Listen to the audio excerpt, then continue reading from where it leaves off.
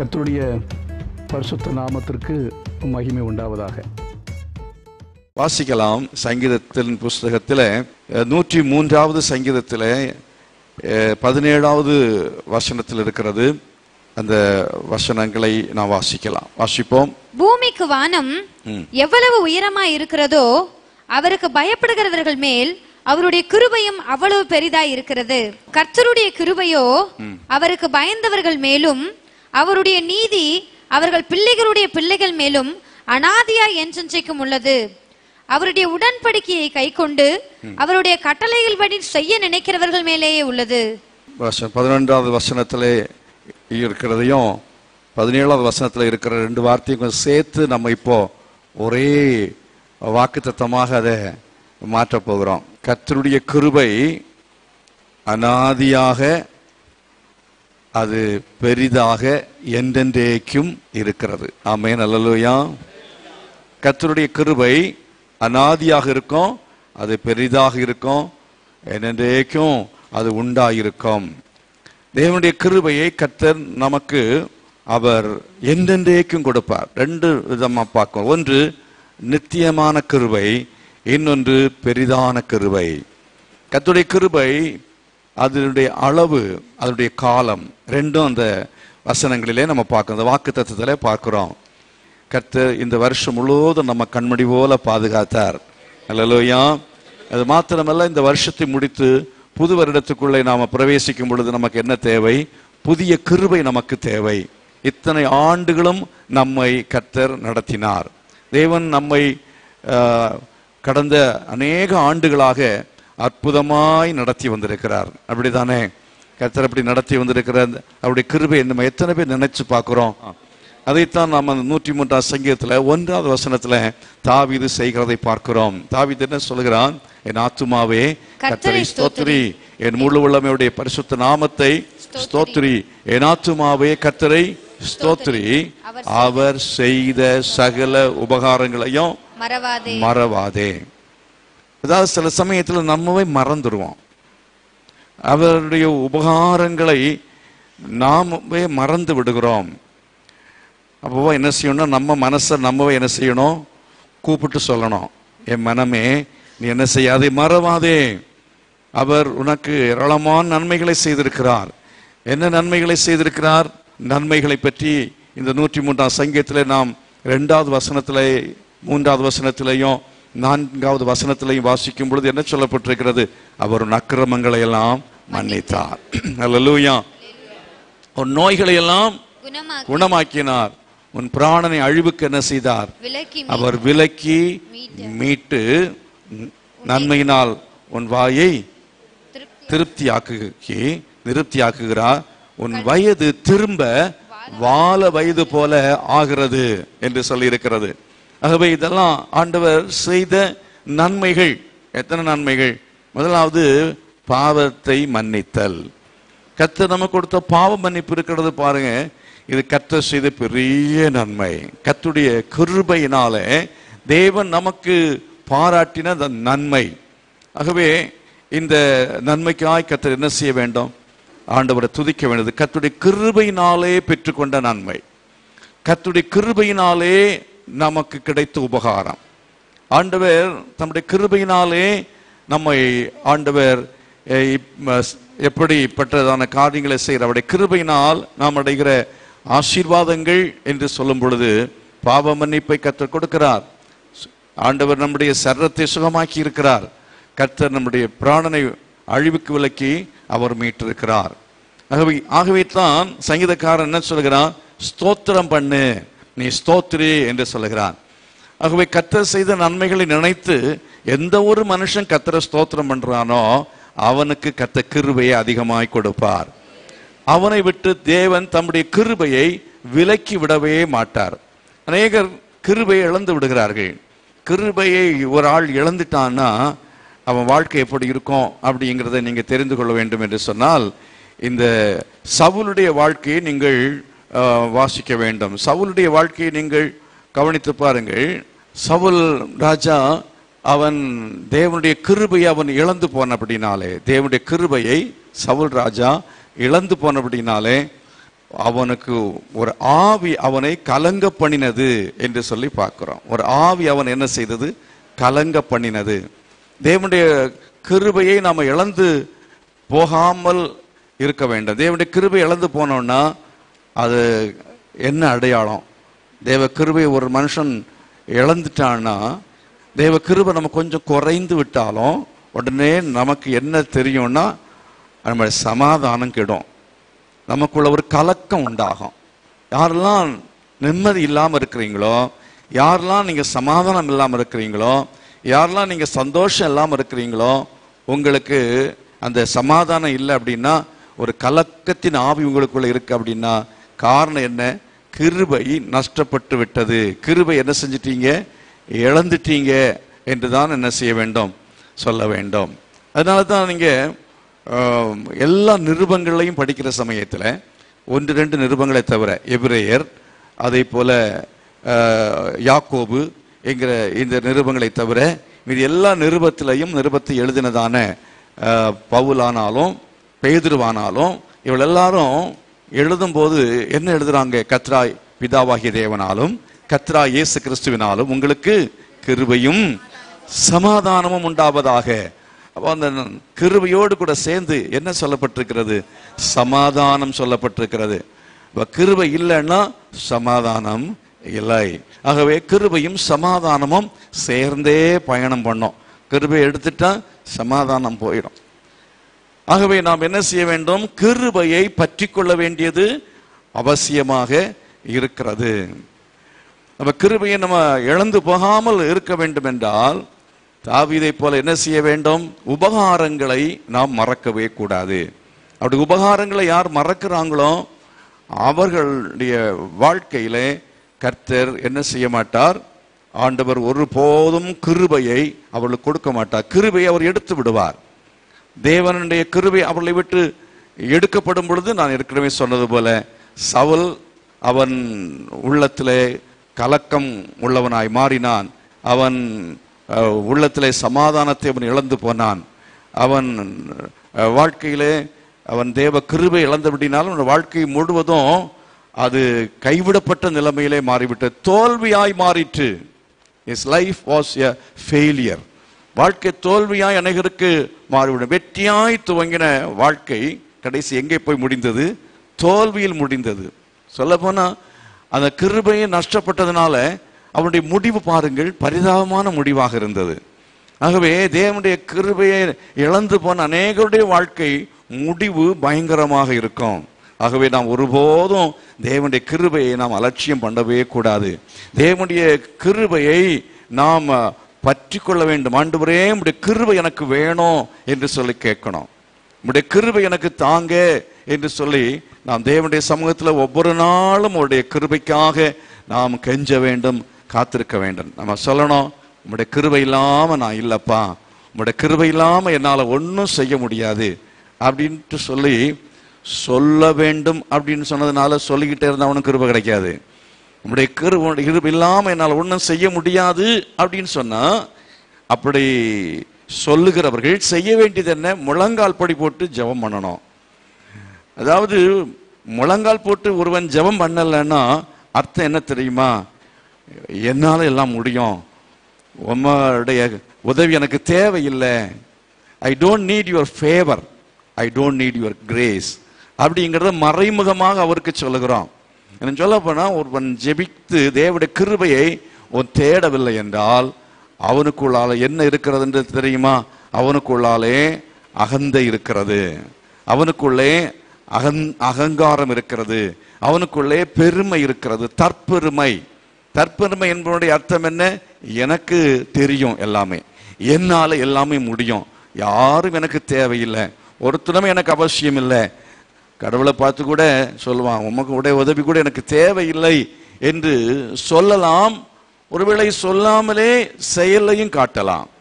மனசு இதை சொல்ல, மனமே என்ன செய்த, அவர் செய்த உபகாரங்கள் என்ன செய்யாதே, மறக்காதே.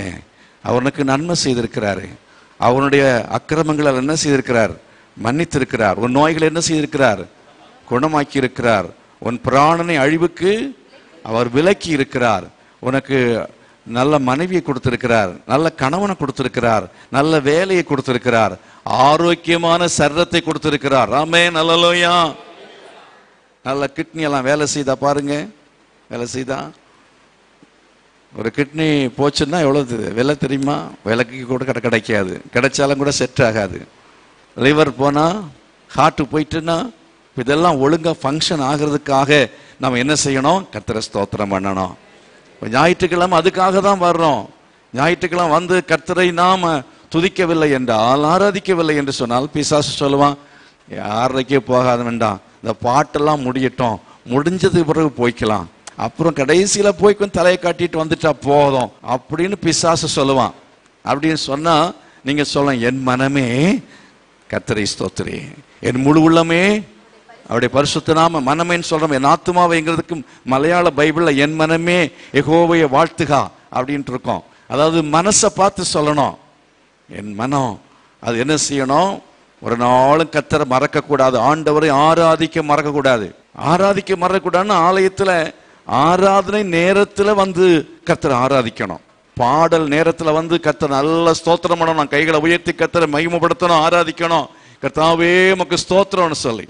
அப்படி ஒரு ஆள் கர்த்தரை துதிக்கவில்லை, ஆராதிக்கவில்லை என்று சொன்னால் நமக்குள்ளால என்ன இருக்கிறது? தற்பெருமை இருக்கிறது என்று அர்த்தம். ஆண்டவரை பணிந்து கொள்ளவில்லை என்றால் நாம் பெருமை உள்ளவர்கள். ஆண்டவருக்கு என்ன செய்யணும்? நம்ம குனியணும், தலை வணங்கணும். நம்ம படைத்தவருக்கு முன்பதாக தலை வணங்க வேண்டும். நாம் முழு இருதயத்தோடு கர்த்தரை மகிமைப்படுத்தணும், ஆராதிக்க வேண்டும். அவரை நாம அப்படி ஆராதிக்கிறதான சமயத்துல கர்த்தர் தம்முடைய கிருபையை நமக்கு அதிகமாக அவர் தருகிற தேவனாக இருக்கிறார். கரங்களை வைத்து கர்த்தரை மகிமைப்படுத்துவோமா? அல்லேலூயா.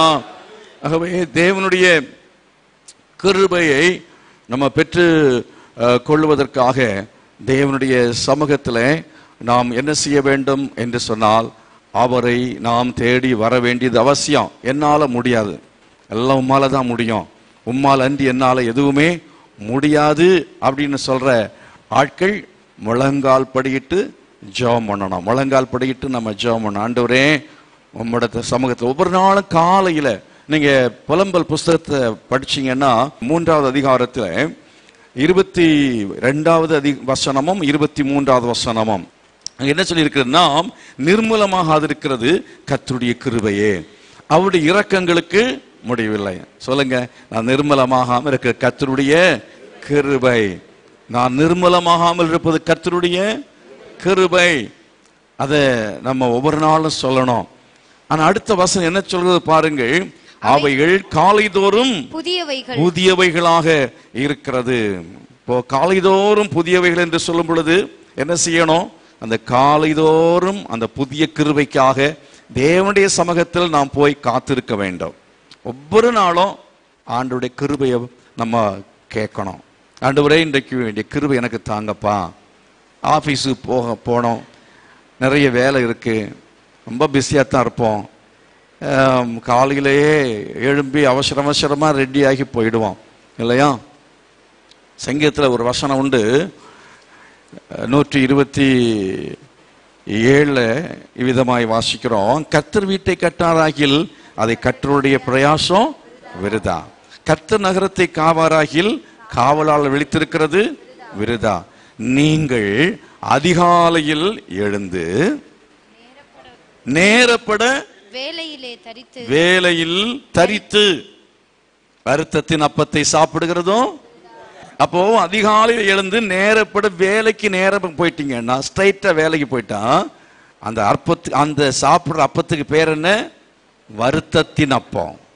உங்க ஆபீஸுக்கு போன பாடு அங்க ஒரு பொல்லாத ஆவி சவல் மேல வர பண்ணினார், அது கலங்க பண்ணி கொண்டு மாதிரி உங்களை கலங்க பண்ணுகிற பொல்லாத ஆவி உங்க ஆபீஸுக்கு வந்துடும்.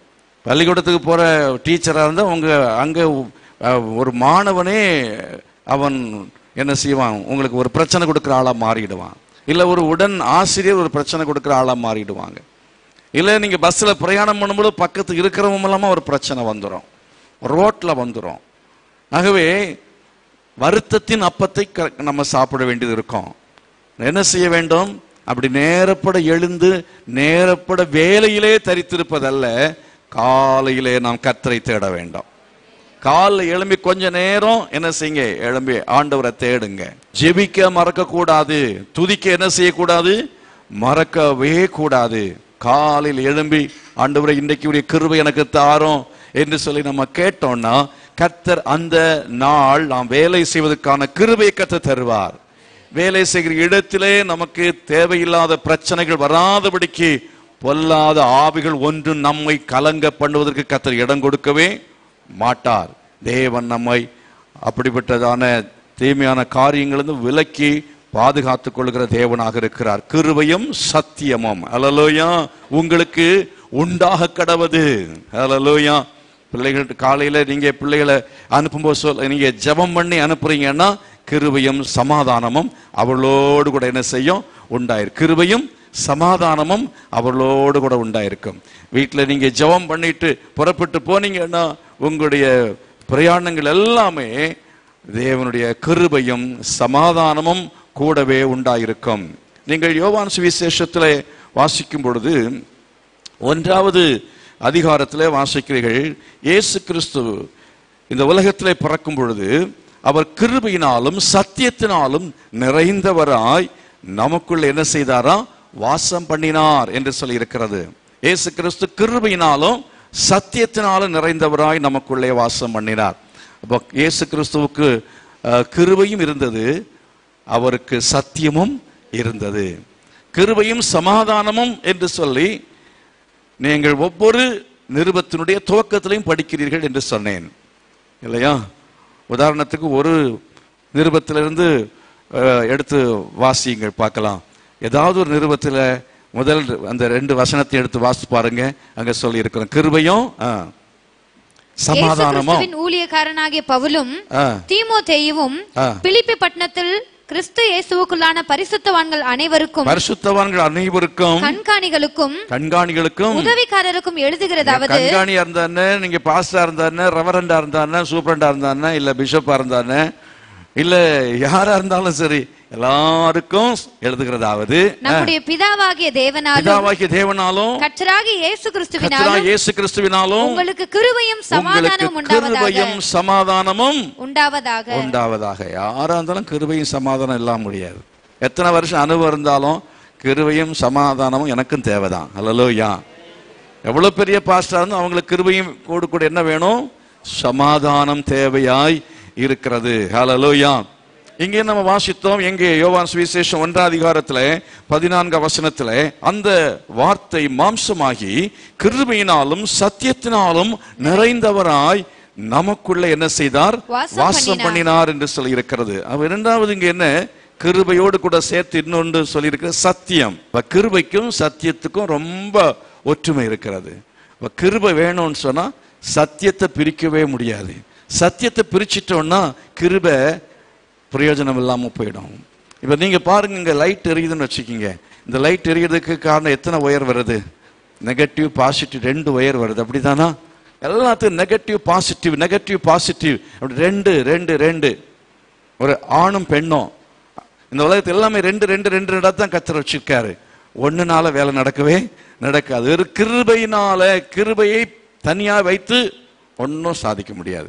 அந்த கிருபை வேணும்னா சத்தியம் என்ன செய்ய வேண்டும், சேர வேண்டியது அவசியமாக இருக்கிறது. ஆகையினால அருமையானவர்களே, சத்தியம் என்று சொன்னால் என்ன, இந்த பரிசுத்த வேத புத்தகத்தை தான் நம்ம சத்திய வேதம் என்று சொல்லுகிறோம். இந்த சத்திய வேதம், இந்த சத்தியத்தை அறிவீர்கள், சத்தியம் உங்களை என்ன செய்யும், விடுதலையாக்கும். பழைய ஏற்பாட்டில் நீங்க எடுத்துட்டீங்கன்னா, பழைய ஏற்பாட்டில் அவர்களுக்கு கொடுக்கப்பட்டது நியாயப்பிரமாணம்.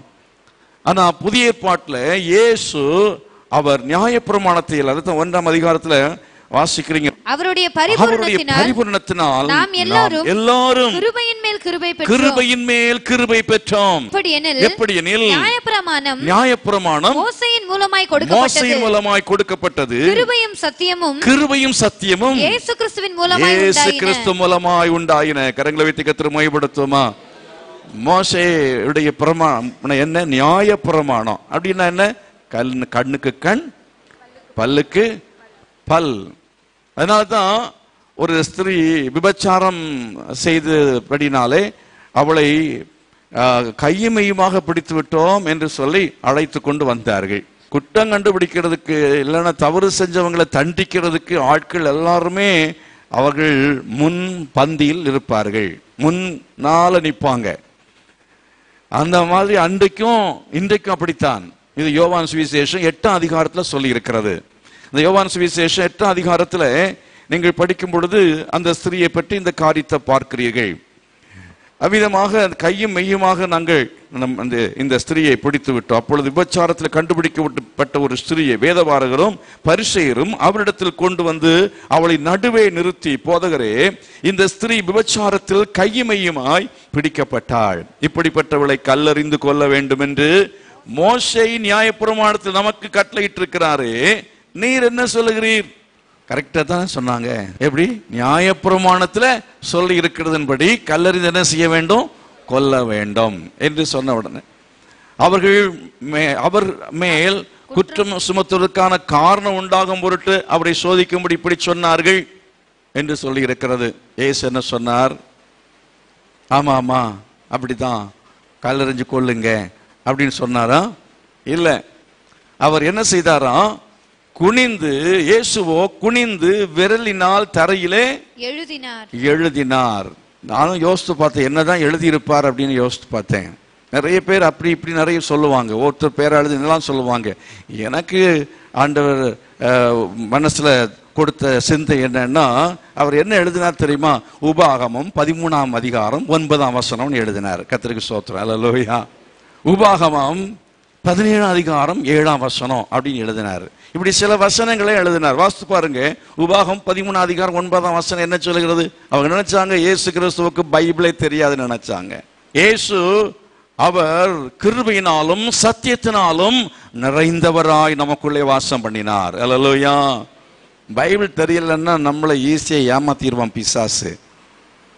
அதன்படி நாம் என்ன செய்யணும்? வேதாகமமாகிய இந்த சத்தியத்தை என்ன செய்யணும்? அறிய வேண்டும். சத்தியத்தை அறிவீர்கள், சத்தியம் உங்களை என்ன செய்யும்? விடுதலையாக்கும். ஆகவே சத்தியம், இந்த வேத சத்தியத்தை நம்ம படிக்கணும். இந்த வேத சத்தியத்தை நம்ம படிக்கணும். வேத சத்தியம் சொன்ன அர்த்தம் என்ன? Not the law but the truth, அதாவது உண்மை, சத்தியம். சத்தியம்னா விளக்கத்தை சொல்றேன் உங்களுக்கு. ஒன்றும் ஒன்றும் 2 அப்படின்னு அதுக்கு பேர் சத்தியம். ஒன்றும் ஒன்றும் 3ன்னா அது சத்தியம் கிடையாது. இந்த வேதத்தில் இருக்கிறது மட்டும்தான் சத்தியம். இதுல எந்த கணக்கும் தப்பு வரவே வராது. சரியான கணக்காத்தான் இதுல போட்டிருப்பார் ஆண்டவர். நீங்க பாருங்க, பரலோகத்தை பற்றி தெளிவாய் எழுதியிருக்கிற ஒரு புத்தகம் உண்டென்றால் வேத புத்தகம் தான். அதுல பொய் கிடையாது. இந்த பரிசுத்த வேதாகமத்தில் அநேக சத்தியங்கள் இருக்கிறது. அது என்ன சத்தியம்? பரலோகத்தை பற்றிய சத்தியம், நரகத்தை பற்றிய சத்தியம், பாவத்தின் விடுதலையை பற்றிய சத்தியம், ரட்சிப்பை பற்றிய சத்தியம். ரட்சிக்கப்பட வேண்டும் என்றால் என்ன செய்ய வேண்டும் அப்படிங்கிறதை பரிசுத்த வேதாகமம் தான் மிக தெளிவாய் சொல்லுகிறது. இந்த உலகத்துல மற்ற புத்தகங்கள் எதை எடுத்துக்கொண்டாலும் அவைகள் சத்தியத்தை பற்றி சாட்சி கொடுக்கிற அல்லாட்ட சத்தியத்தை எழுதியிருக்கிற புத்தகங்கள் கிடையவே கிடையாது. சத்தியத்தை பற்றி சொல்லுகிற புத்தகங்கள் இல்லவே இல்லை. அருமையானவர்களே, அப்படினால இந்த வேத புத்தகமாகிய சத்தியத்தை நானும் நீங்களும் நன்றாக படிக்கணும். யார் பைபிளை படிக்கிறாங்களோ அவர்களோடு கூட கிருபை உண்டாயிருக்கும்.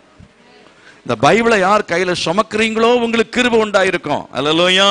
யார் சத்தியத்துக்கு சாட்சியா இருக்கிறாங்களோ, இந்த வேத புத்தகத்தை வாசிக்கிறவர்களாகவும் இந்த வேத புத்தகத்தை சத்தியமா எடுத்து பேசுறவங்களா இருக்கிறாங்களோ அவர்களோடு கூட கிருபை என்றென்றைக்கும் உண்டாயிருக்கும். யாரு கிருபை இருக்கிறதோ அவர்களை கர்த்தர் உலகமெல்லாம் கொண்டு போய் அவர் பயன்படுத்துவதற்கு வல்லமுள்ள தேவனாக இருக்கிறார்.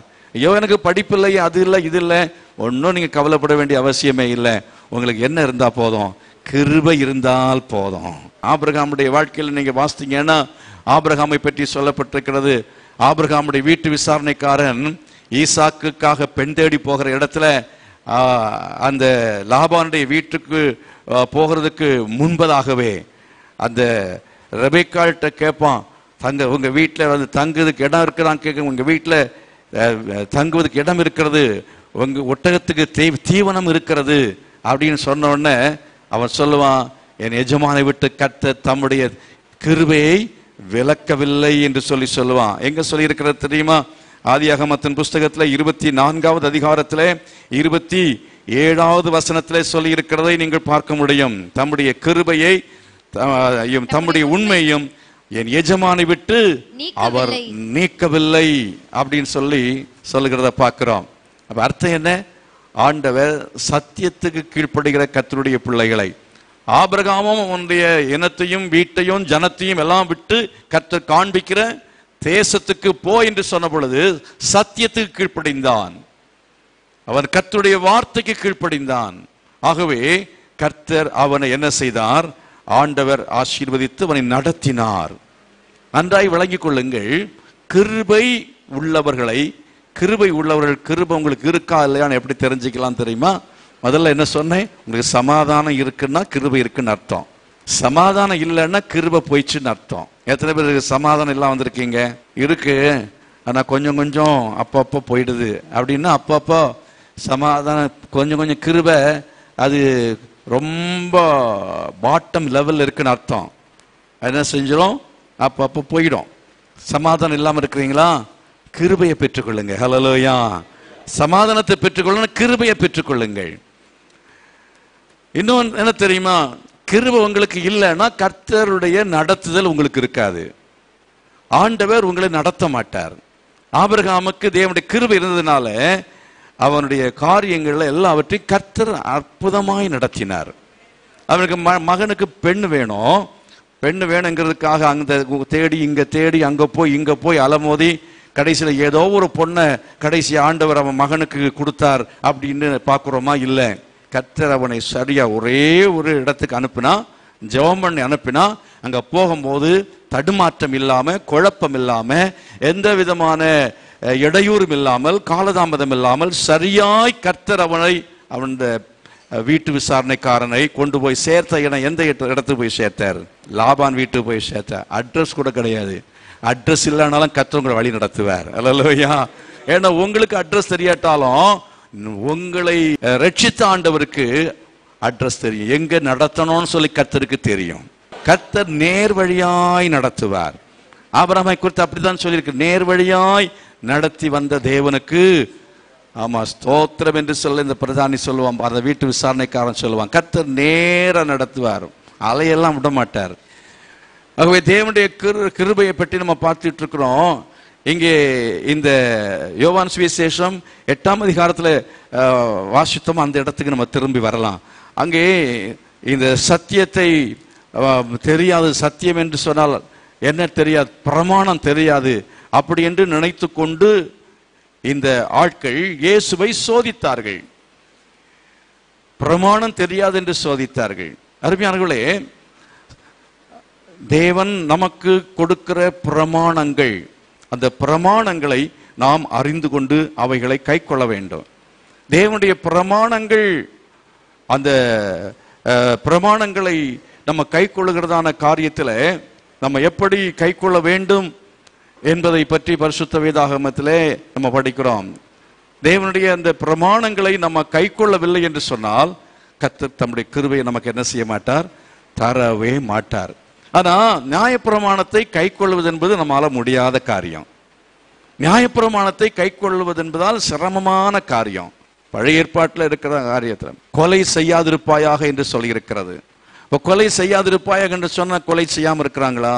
அதே போல விபச்சாரம் செய்யாதிருப்பாயாக, சட்டத்தின் மேல சட்டத்தை போட்டுட்டு இருக்கிறாங்க. ஆனா பாவம் செய்கிறவன் குறைகிறாங்களா? இன்னைக்கு இந்தியாவில் எடுத்துக்கிட்டோம்னு சொன்னா நிறைய இருக்கிற பெரிய பிரச்சனை என்னதான்? பாலியல் குற்றம்தான். சட்டத்துக்கு மேல சட்டத்தை போட்டுட்டே இருக்கிறாங்க. சட்டத்தை போட்டு அதை கட்டுப்படுத்த வேண்டும் என்று சொல்லி விரும்பும் பொழுது அது உண்மையாக செய்ய முடிகிறதில்லை. மனுஷன் சட்டத்தை கை கொள்ள அவனாலே முடிகிறதில்லை. சட்டத்தை கை கொள்ள முடிகிறதா? பிள்ளைங்கிட்ட சொல்லுங்க, பிள்ளைகளை அடிச்சு பாருங்க, மேலும் மேலும் இன்னும் என்ன செய்கிறான்? அதிகமாக தான் தப்பு செய்வான். ஆனா இயேசு கிறிஸ்து அவர் நியாயப்பிரமாணம் அவர் மூலமாய் வரவில்லையாம். அப்போ அவர்கிட்ட என்ன இருந்தது? அவர் கிருபையினாலும் சத்தியத்தினாலும் நிறைந்தவராய் நமக்குள்ளே வாசம் பண்ணினார். கர்த்தரை மகிமைப்படுத்துவோம். ஹல்லேலூயா. அதாவது சத்தியம் என்று சொன்னால் என்ன? மத்தேயு சுவிசேஷத்தில் நீங்க வாசிக்கிற சமயத்தில் அங்கே என்ன படிக்கிறோம்? கொலை செய்யாதிருப்பாயாக என்று சொல்லப்பட்ட அந்த பிரமாணத்தை, நியாயப்பிரமாணத்தை இயேசு கிறிஸ்து அவர் போதிக்கிற சமயத்தில் அவர் என்ன போதிக்கிறார் தெரியுமா? கொலை செய்யாதிருப்பாயாக என்று மோசையின் பிரமாணத்தில் சொல்லி இருக்கிறது.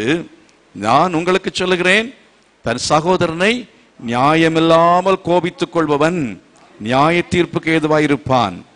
தன் சகோதரனை வீணன் என்று சொல்லுகிறவன் ஆலோசனை சங்க தீர்ப்புக்கு ஏதுவாயிருப்பான். மூடனே என்று சொல்லுகிறவன் அவன் எரி நரகத்துக்கு ஏதுவாயிருப்பான். ஒவ்வொன்றுக்கும் அந்த பனிஷ்மெண்ட் என்ன செய்கிறது? கூடிக்கொண்டே இருக்கிறது. எப்படி கூடுகிறது? சகோதரன் நியாயம் இல்லாமல் கோபித்துக் கொண்டால் நியாய தீர்ப்பு கேஸ் ஃபைல் பண்ணலாம். அடுத்தது என்ன? தன் சகோதரன் வீணன் அப்படின்னு சொல்லிட்டா வழக்கு நடத்தலாம். அந்த கேஸ் எடுத்துக்கலாம். கோர்ட்டில் வந்து அந்த கேஸ் நடத்துறதுக்கு அது முடியும். அதுக்குரிய குற்றமாக மாறுகிறது.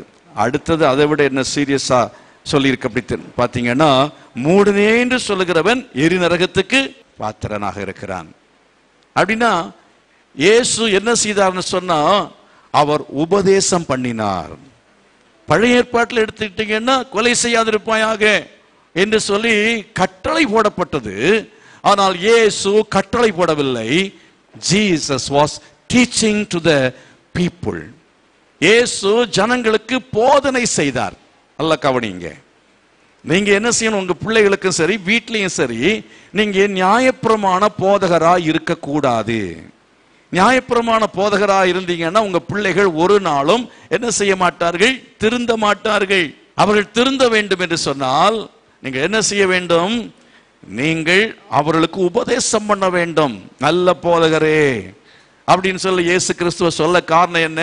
இயேசு கிறிஸ்து அதை செய்யாதே, இதை செய்யாதே அப்படின்னு செய்கிறவனை உடனே ஆண்டவர் 2 அடி கொடுத்து இல்லைன்னா செய்த உடனே அவங்கள ஆண்டவர் ஏதாவது ஒரு பனிஷ்மெண்ட் கொடுத்தாரா? இல்லவே இல்லை. கர்த்தர் உபதேசம் பண்ணினார். அல்லேலூயா. ஆகவே உங்க பிள்ளைகளுக்கு நீங்க அதனுடைய விளைவை சொல்லணும். அதனால உள்ளதான கெடுதலை சொல்லணும். அதனால வரப்போகிறதான தண்டனையை பற்றி சொல்ல வேண்டும். ஜனங்களுக்கு அந்த அறிவை உணர்த்த வேண்டியது அவசியமாக இருக்கிறது. சத்தியத்தை பற்றிய அறிவை நாம் உணர்த்தும் பொழுது என்ன, அவர்கள் சத்தியத்தின் மூலமாக அறிவை பெற்றுக்கொண்டு பாவத்தை செய்ய மாட்டார்கள். அல்லேலூயா. பாவத்தை செய்யாதபடி பாவத்திலிருந்து விடுதலை பெற்றுக் ஆகவேத்தான் வேதம் சொல்ல, சத்தியத்தையும் அறிவீர்கள், சத்தியம் உங்களை என்ன செய்யும்? விடுதலை ஆக்கும் என்று சொல்லி இருக்கிறது. ஆகவே அருமையானவர்களே, சத்தியத்தை பற்றி இப்போ போதிக்கிறது என்கிறது ஒரு பெரிய விஷயம் அல்ல. நான் என்ன சொன்னேன்? இந்த யோவான் சுவிசேஷம் 8ஆம் அதிகாரத்தை சொல்லும் பொழுதே உபாகமம் 13ஆம் அதிகாரம் 9ஆம் வசனத்தையும் உபாகமம் 17ஆம் அதிகாரம் 7ஆம் வசனத்தையும் வாசிக்க சொன்னேனே.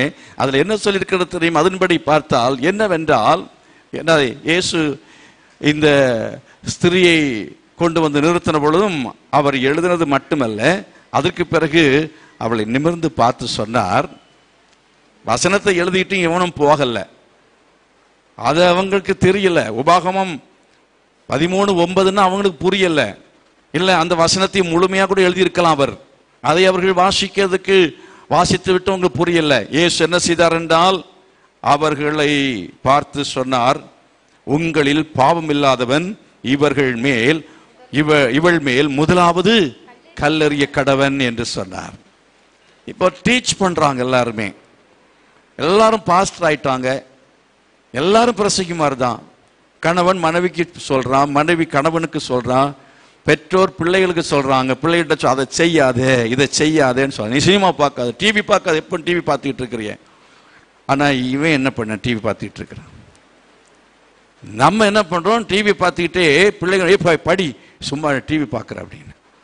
நம்ம டிவி பார்த்துட்டு டிவி பார்க்காதன்னு சொன்னோம்னா அதனால கிருபை விளங்குமா? அந்த வீட்டில் விடுதலை வருமா? வரவே வராது. நம்ம எப்பவுமே போன்ல உட்கார்ந்துட்டு பிள்ளைகிட்ட வந்து சும்மா ஃபோனை என்ன நோண்டிக்கிட்டே இருக்க அப்படின்னு சத்தம் போடணும் வச்சுக்கிங்க. அவன் என்ன பண்ணுவான், சரிதான் போடான்னு போயிடுவான். அவன் கேட்கவே மாட்டான். ஒரு பாஸ்டர் இருந்தாலும் சபையில கிருபை பெருக வேண்டும் என்றால் அந்த பாஸ்டர் சத்தியத்தை கை கொண்டு போதிக்கிறவராக இருந்தால், எவ்வளவு அதிகமா சத்தியத்தை கை கொண்டு போதிக்கிறாரோ அந்த சபையில கிருபை பெருகும். சத்தமா கர்த்தரை மகிமைப்படுத்துங்க.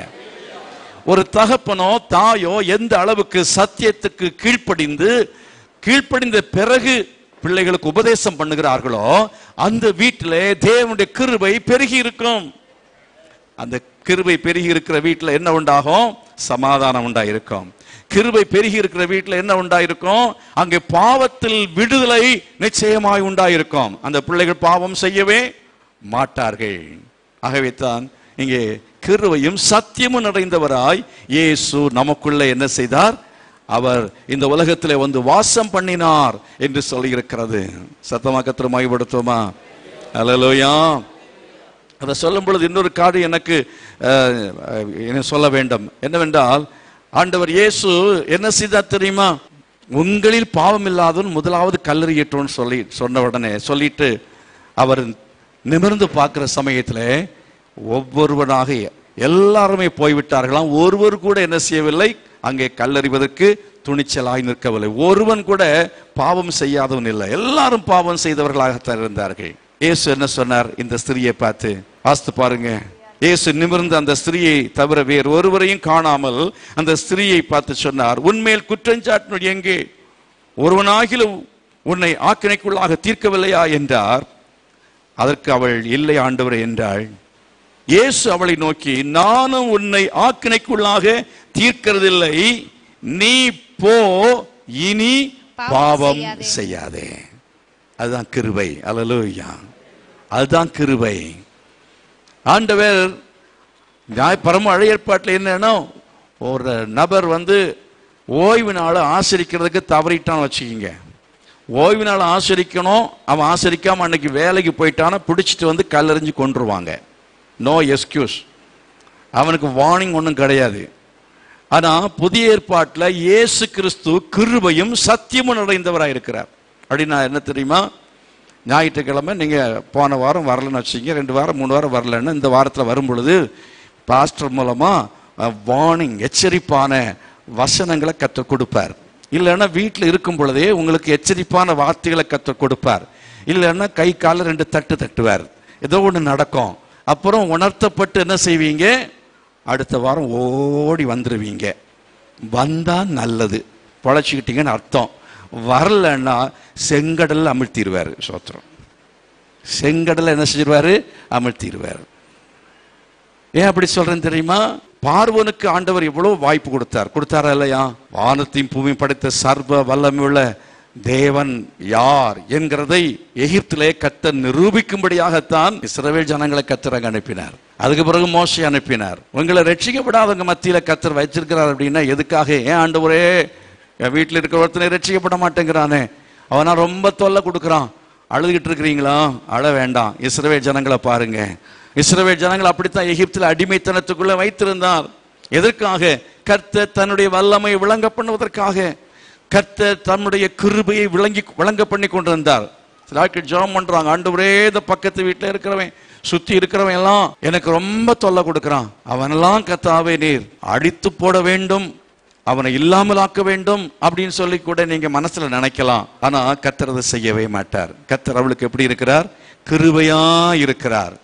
நீங்க பொறுமையா இருக்கிறதன் மூலமாக உங்கள் வாழ்க்கையில் நடக்கிற அற்புதங்களை கர்த்தர் அவர்களுக்கு காண்பித்து கொடுப்பார். அந்த அற்புதங்களை அவர்கள் பார்த்து அவர்கள் ரட்சிக்கப்பட வேண்டும், ரட்சிக்கப்படுவார்கள். அப்படி ஒருவேளை அவர்கள் ரட்சிக்கப்படவில்லை, அவர்கள் அந்த கிருபையை அலட்சியம் பண்ணினார்கள் என்று சொன்னால், அந்த கிருபையை அவர்கள் மதிக்கவில்லை என்று சொன்னால், மன கடினத்தோடு கூட ஜீவிப்பார்கள் என்று சொன்னால், கர்த்தர் அந்த பார்வோனை கடைசி என்ன செய்தார்? செங்கடலிலே அமிழ்த்தி போட்டார் என்று சொல்லி பார்க்கிறோம். ஆகவே கிருபையை நாம் அசட்டை பண்ணாமல் இருப்போமாக. ஆகவே அதனால தான் மல்கியா தீர்க்கதரிசியின் புஸ்தகத்தில் நம்ம வாசிக்கிறோம். 1வது அதிகாரத்தில், யாக்கோபை சிநேகித்தேன், ஏசாவை என்ன செய்தேன்? வெறுத்தேன். எவன் மேல் இரக்கமாயிருக்க சித்தமாயிருப்பேன் அவன் மேல் இரக்கமாயிருப்பேன் என்று ஆண்டவர் சொன்னார். பாருங்க, யார் மேல் இரக்கமா இருப்பாரு? யாருக்கு அந்த கிருபையை கொடுப்பார்? அப்படின்னு சொன்னா, எந்த ஒரு மனுஷன் அவன் கடிந்து கொள்ளுதலை அவன் கேட்டு அவன் மனம் திரும்புகிறானோ அவனுக்கு கர்த்தர் கிருபை அளிக்கிற தேவனாக இருக்கிறார். அல்லேலூயா. நீ இனி போ, பாவம் செய்யாத என்று ஒரு முறை சொல்லுவார், 2 முறை சொல்லுவார், 3 முறை சொல்லுவார், 10 முறை கூட சொல்லுவார். இல்லை ஒரு 70 முறை கூட சொல்லிவார வச்சுங்களா. 70 முறை மன்னிக்கணும்னு சொல்லிட்டார் பாருங்க. நமக்கே 70 முறை சொன்னாருன்னா அவர் நிச்சயமா 70 முறையோ எத்தனை முறை மன்னிச்சிருப்பார். ஒரு காரியத்தை இந்த 2019 எத்தனை முறை கர்த்தர் சொல்லி சொல்லி சொல்லி சொல்லி இன்னும் நீங்க செய்யாம இருக்கிறீங்க. அழிச்சிட்டாரா? இல்ல, கர்த்தர் என்ன செய்கிறார், இந்த வருஷம் இருக்கட்டும் அப்படின்னு சொல்லி அந்த எஜமான் சொன்னது போல நம்ம விட்டு வச்சிருக்காரு பாருங்க. அது விட்டு வச்சிருக்கிறதுக்காக நம்ம அதை advantage எடுத்துடக்கூடாது.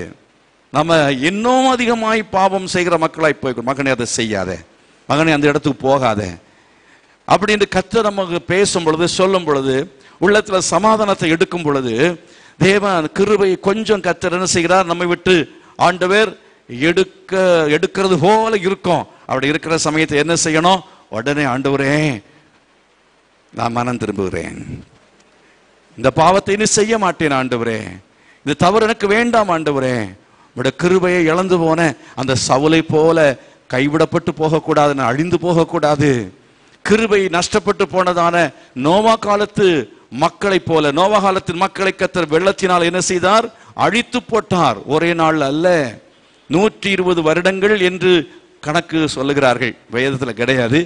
120 years Noah was preaching to the people. 120 வருஷம் அவங்களோடு அவர் பேசினாரே, கர்த்தர் பேசினாரே, அதுக்கு பிறகுதான் கர்த்தர் என்ன செய்தார், அழித்தார் என்று சொல்லி பார்க்கிறோம். யோனாவை அனுப்பி ஆண்டவர் நினிவேல பிரசங்கம் பண்ணும்படி செய்தார். ஜனங்கள் என்ன செய்தார்கள், ரெட்டு உடுத்தி சாம்பலை உட்கார்ந்து மனம் திரும்பினபடினாலே கர்த்தர் செய்வேன் என்று சொன்னதை, அந்த தீங்கை அவளுக்கு செய்யாமல் மனஸ்தாபப்பட்டார் என்று சொல்லி பார்க்கிறோம். அருமையானவர்களே, அதுதான் கிருபை, தேவனுடைய கிருபை. ஆகவே கர்த்தருடைய கிருபையை நாம் என்ன அறிந்து கொண்டவர்களாக நாம் அலட்சியம் பண்ணக்கூடாது. அந்த ஏசாவை போல அல்ல, நாம் ஏசாவை போல காணப்படாதபடிக்கு நாம் என்ன செய்ய வேண்டும் என்று சொன்னால், கிருபையை பற்றி கொள்ளும்படியாய் தேவனுடைய சமூகத்திலே கடந்து வர வேண்டியது அவசியமாக இருக்கு. கர்த்தர் மகிமைப்படுதால். அல்லேலூயா. யாக்கோபின் தொடைச்சந்தை தொட்டது போல கர்த்தர் சிலருடைய தொடைச்சந்தை தொட்டிருக்கிறார்.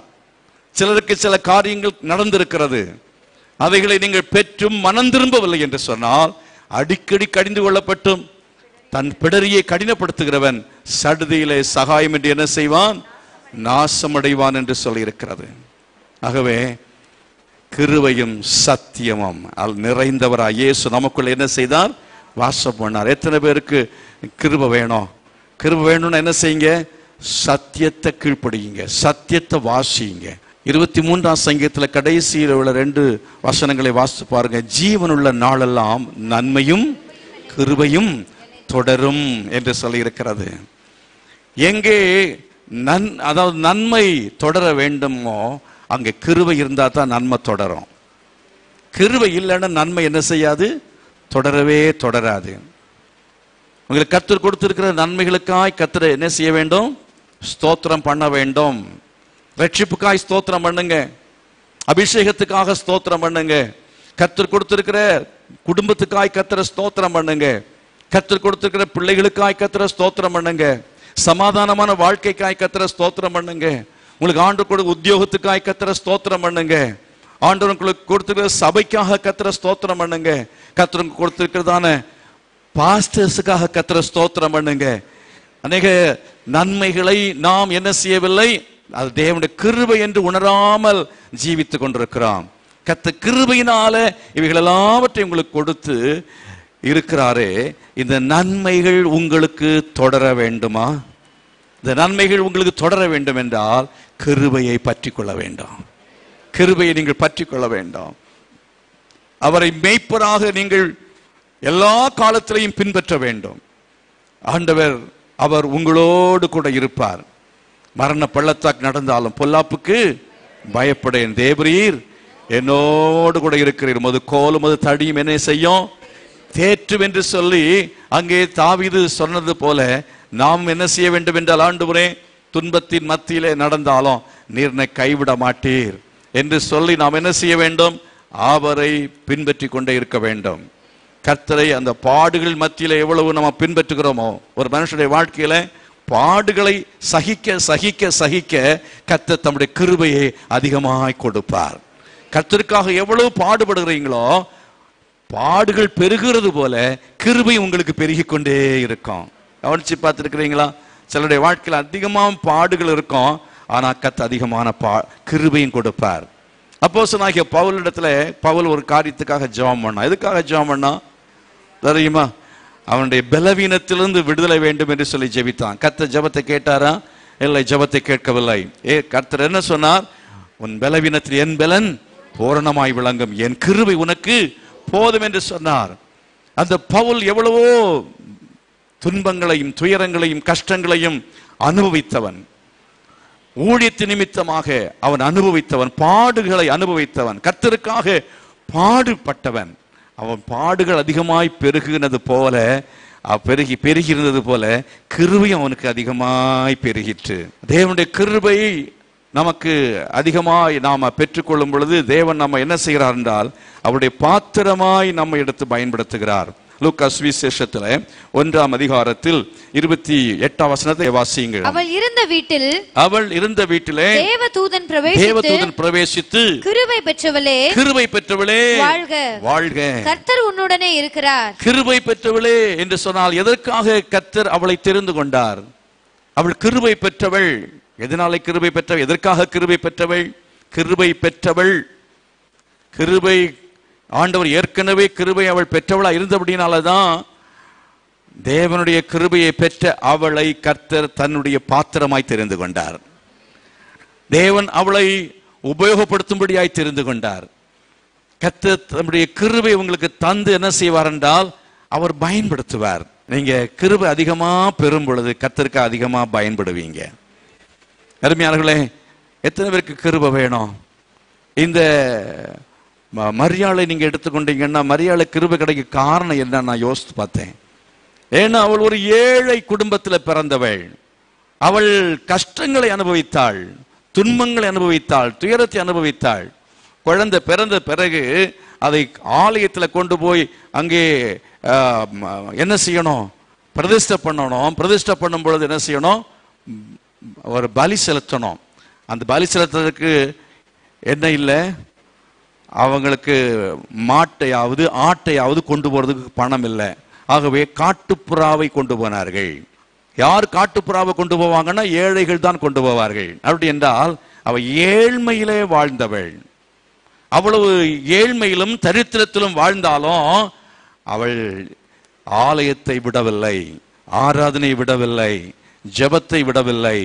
எங்க இருக்கும் பொழுது தூதன் அவளை சந்திச்சிருப்பான்? சினிமா தியேட்டர்லையா? இல்ல பக்கத்து வீட்டுல கதை அடிச்சிட்டு இருக்கும் பொழுதா? யாரை கர்த்தர் பார்த்து சொல்லுவார் கிருபை பெற்றவளை நீ வாழ்கள் சொல்லணும்னா? அரை வீட்டுக்குள்ள யார் உட்கார்ந்து ஜெபம் பண்றானோ அவனை பார்த்து கர்த்தர் சொல்லுவார், தூதன் அனுப்பி சொல்லுவார், நீ கிருபை பெற்றவனே வாழ்க. சவுல் இடத்துல கர்த்தர் அனுப்புகிறாரே, அனுப்பும்போது என்ன சொல்கிறார்? அந்த நேர்த்திருப்பட்ட தெருவுக்கு போ, அங்கே ஒருவனை நீ பார்ப்பாய், சவுல் என்கிற ஒரு வாலிபன் இருப்பான், அவன் இப்பொழுது என்ன செய்கிறான்? ஜெபம் பண்ணுகிறான். கர்த்தர் மகிமைப்படுத்தும். அல்லேலூயா. கர்த்தர் உங்களை எடுத்து பயன்படுத்த வேண்டும் என்றால், அவருடைய பாத்திரமாய் இவங்களை பயன்படுத்த வேண்டும் என்றால், அவருடைய வல்லமை வெளிப்படுத்த வேண்டும் என்று சொன்னால், அவருடைய நாமத்தை உங்கள் மூலமாய் மகிமைப்படுத்த வேண்டும் என்றால், உங்களை ஒரு சிறப்பான விசுவாசியை மாற்ற வேண்டும் என்றால், உலகமெங்கும் பிரசித்தி பெற்ற ஒரு நிலைமையிலே அவருடைய பாத்திரமாய் பயன்பட வேண்டும் என்றால் அவருடைய கிருபையை நீங்கள் பெற்றுக்கொள்ள பாத்திரராய் மாற வேண்டும். கர்த்தர் மகிமைப்படுத்துமா?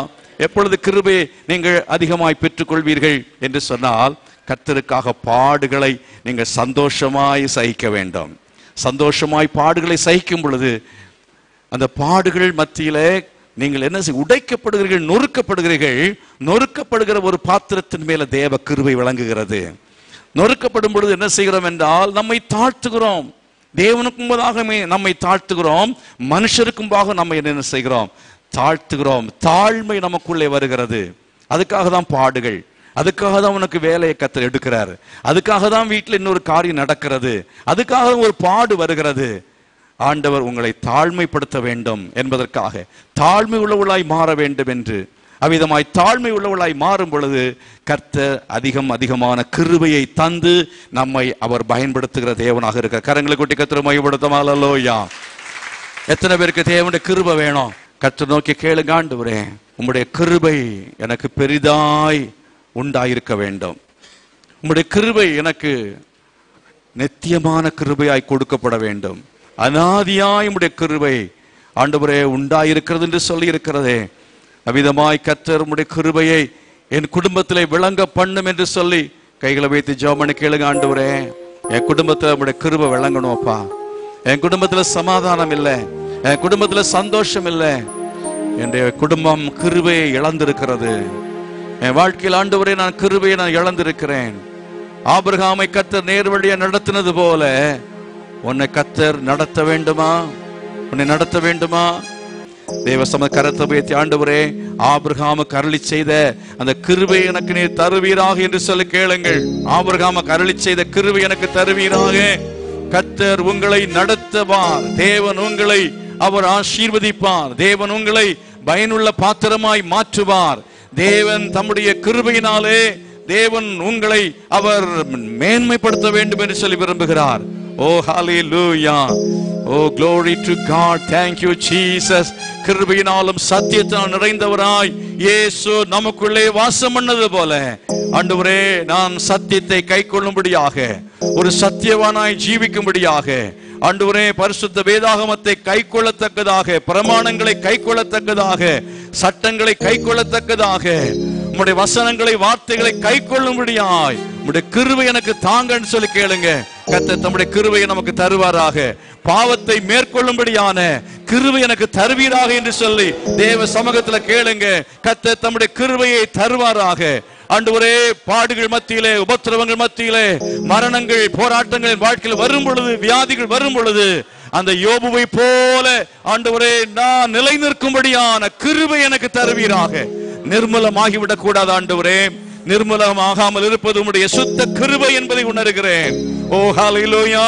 தகப்பனே உம்முடைய கிருபையை நான் ஒவ்வொரு நாளும் அதிகாலையிலே எழுந்திருந்து நேரப்பட வேலையிலே தரித்திருப்பது அல்ல, நேரப்பட ஆண்டவரே உம்முடைய வேதத்தை வாசிக்க ஜெபிக்கும்படியாக அதிகாலையிலேயே உம்முடைய கிருபையை தேடும்படியாய் என்னை ஒப்புக் கொடுக்கிறேன் என்று சொல்லுகிற கர்த்தருடைய பிள்ளைகள் கரங்களை உயர்த்தி ஆண்டவரே நான் தீர்மானம் எடுக்கிறபடியாய் உம்மை இன்று முதல் தேடும்படியாய் எனக்கு நீர் உதவி செய்யும். உம்மை தேடுகிறவர்களுக்கு நீ கிருபை கொடுக்கிற தேவன். உம்மை தேடும்படியாய் உம்முடைய சமூகத்தில் கடந்து வருகிறேன். யோனா புஸ்தகத்தில் வாசிக்கிறோம், பொய்யான மாயை பற்றி கொண்டிருக்கிறவர்கள் தங்களுக்குரிய கிருபையை போக்கடிக்கிறார் என்று சொல்லப்பட்டிருக்கிறது.